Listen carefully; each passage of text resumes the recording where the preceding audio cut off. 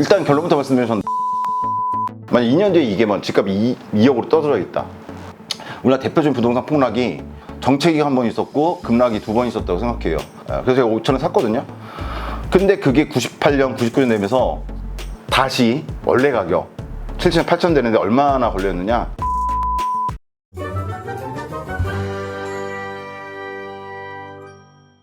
어디까지 이제 제 개인적인 생각입니다. 말씀드리면 일단 결론부터 말씀드리면 저는 늦지 않았다고 생각을 해요. 이유가 뭐냐면 어떤 사람은 이제 올라간다 그래요, 계속. 근데 사실 그 근거는 뭐 나름대로 있죠. 근데 실제로 올라갈지 안 올라갈지는 아무도 몰라요. 또 반대로 내려간다는 사람 있잖아요. 그 사람도 근거를 갖고 말해요. 근데 그게 실제로 내려갈지 안 내려갈지는 아무도 몰라요. 2년 뒤에 3년 뒤에 어떨지. 제가 늦지 않았다고 판단하는 건 이게 앞으로 오를 것이기 때문에 혹은 내릴 것이기 때문에 이런 문제가 아니라 지금 현재 이 집을 내가 대상으로 샀는 집을 내가 구매할 여력이 지금 있다면 지금 사는 게 맞다고 생각해요. 늦고 말고의 문제가 아니에요. 예를 들어서 지금 저희 회원분이 지난 영상에서 이 집을 사셨는데 1억 정도의 것을 갖고 만약 2년 뒤에 이게 집값이 2억으로 떠들어 있다. 그럼 그때라고 해서 그 집을 살 가능성이 있느냐? 또 달라요. 그거는 그때 돼서. 올랐다. 그럼 못 사죠. 근데 오르면 못 사요.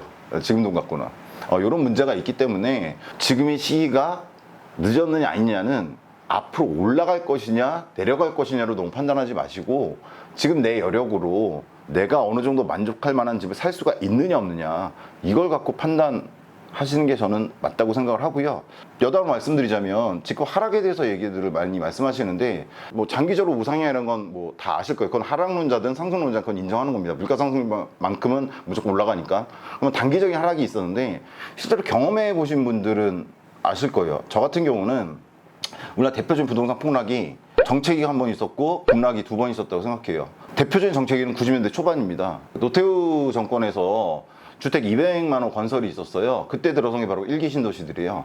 그 200만 원 실제로 수도권에 공급이 되면서 상당 기간 동안 아파트 가격이 올라가지도 않고 내려가지도 않고 정체기에 있었어요.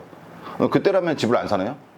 집은 내가 살 곳인데 살아야 되는 곳인데 사야죠. 그때도 샀어야 돼요. 대표적인 급락기는 두 번 있었어요.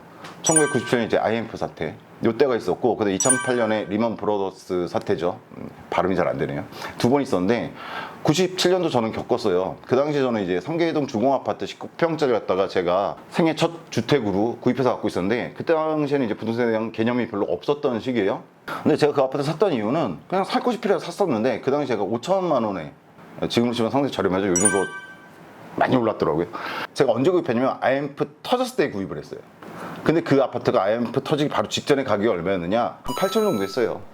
8천 정도 하던 게 5천에 엄청 많이 떨어진 거죠. 그렇죠? 근데 그게 98년, 99년 되면서 다시 원래 가격 7천, 8천 되는데 얼마나 걸렸느냐? 딱 1년 걸렸어요. 즉 급락기가 오는 건 무섭기는 해요.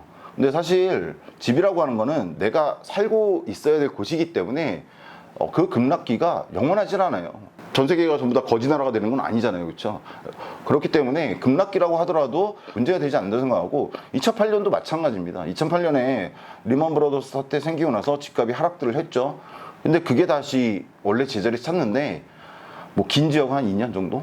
뭐 급격하게 그 뒤로 상승을 이루지 못했지만 원래 가격을 되찾는 데는 그렇게 오랜 시간이 걸리지 않아요. 그러다 보니까 떨어지면 다시 구매를 하는 사람들이 생기기 마련이고 원래 가격을 되찾는 데는 그렇게 많은 시간은 걸리지 않습니다. 그런 걸 고려하신다면 지금이 늦었다 혹은 지금이 아직도 괜찮다 이거 판단하실 때 너무 급락 혹은 급상승 이런 걸 고민하실 필요는 없습니다. 그건 이제 투자 수익에 대한 걸 얘기할 때는 얘기할 수 있죠.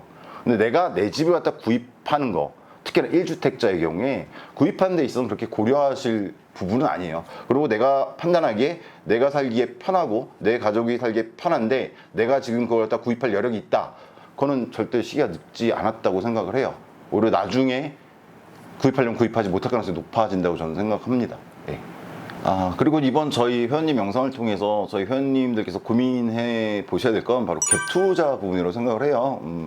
사실은 뭐 다 여건이 다르죠. 이미 주택을 구입하신 적이 있고 또 자가로 지금 현재 갖고 있으신 분도 있고 하기 때문에 모든 상황이 맞지는 않는데 대표적으로 이 영상에 주목하셔야 될 분들은 이번에 구입한 저희 회원님과 비슷한 입장들, 즉 30대 초반이고 생애 첫 주택 구입을 생각하고 있고 이런 분들인데 사실 이런 분들이 고려할 수 있는 게 몇 가지가 되지 않아요. 뭐 집안이 금수저라서 그냥 집을 갖다가 내 돈 주고 사고 수 있다. 그럼 뭐 아무런 고민이 없으니까 중요하지 않고요. 그런 부분은 결국 두 가지인데, 청약을 붙는 거, 이걸 통해서 가점을 통해서 좋은 아파트 갖다가 분양받는 건데, 사실 이것도 이제 알아보시기 시작하면 이제 문제가 있는 걸 아시게 될 거예요. 뭐냐면 비싸요. 좋은 아파트는 분양도. 그 자금을 마련하는 것도 이제 상당히 큰 문제가 됩니다. 그것도 있고 이제 가점도 쉽게 따기가 힘들죠. 그런 측면이 있기 때문에 현실적으로 되시는 분들은 상관이 없어요. 그렇지 않은 경우가 이제 문제가 되는 거죠. 그럼 이걸 살 수 있는 방법은 거의 지금 현재로서는 유일한 게 갭 투자예요. 대출도 많이 안 해주잖아요. 대출도 지금 현재로서는 내가 자가 소유하려고 한다고 하더라도 투기과열지 같은 경우 40%에서 제한된단 말이에요. 뭐 3억짜리 사는데도 1억 2천, 제역 1억 8천 내 돈이 있어야 되는데 뭐 1억 갖고 뭐 건드릴 수가 없단 말이에요. 근데 지금 현재 조건에서 그게 올바른 상황인지 아닌지는 몰라요. 저희는 현실에 대해서 얘기하는 것 뿐이지 그 상황을 만들어 달라 이렇게 말한 것도 아니고. 근데 지금 문제는 뭐냐면 작년부터 이제 임대차 3법이라든가 이런 문제들 때문에 전세가 폭등을 했어요. 그래서 갭 투자하기는 되게 상대적으로 좋은 상황이 벌어졌다는 얘기죠. 지난 영상에 저희 회원님 같은 경우도 3억짜리 아파트를 갖다가 1억 주고 살 수 있었던 이유는 그만큼 전세 가격이 올라가 있기 때문이에요. 다 한다고 해서 잘 되지도 않을 청약에 너무 매달리지만은 말라고 하는 거. 또 그렇다고 해서 주택구를 갖다 포기하실 필요는 없어요. 물론 갭 투자는 문제가 하나 있죠. 내가 직접 들어가서 당장은 살 수는 없어요. 지금 올라가는 집값을 넉넉히 바라보는 것보다는 나을 가능성이 있다는 얘기예요. 그런 측면에서 봤을 때 갭 투자를 할 수 있는 지역, 그리고 투자 유망 지역이 있다면 그냥 넉넉히 있지 말고 부동산 쪽에 관심이 있으시다면 어떤 이런 아파트들을 갖다 찾아보는 것도 저는 나쁘지 않은 선택이라고 생각을 합니다. 네, 이번 영상을 통해서 그리고 저희가 영종을 다뤘는데요. 저희가 영종만 다루고 끝낼 건 아닙니다. 앞으로 뭐 인천 지역 같은 경우에 이제 청라, 송도라든가 뭐 지금 또 핫하죠. 검단이라든가 아니면 수도권의 다른 지역들, 그다음에 서울까지 전부 다 다룰 예정이고요. 또 이런 지역들을 통해서 분석을 통해서 회원 여러분께 좀 더 좋은 정보 드리려고 노력할 거고요. 직접적인 이런 구주택 구매를 저희가 다뤘는데 이것 외에도 분양이라든가 아니면 경매라든가 뭐 여러 가지 다양한 이제 부동산 투자 내지는 구입 방법들이 있기 때문에 그런 분야들의 이제 전문가 분들을 모시고 함께 여러분들에게 도움이 되는 정보를 드릴 수 있는 시간을 지속적으로 갖도록 노력하겠습니다. 좋아요, 구독은 저희가 이런 영상 찍는데 많은 도움이 됩니다. 네, 감사합니다.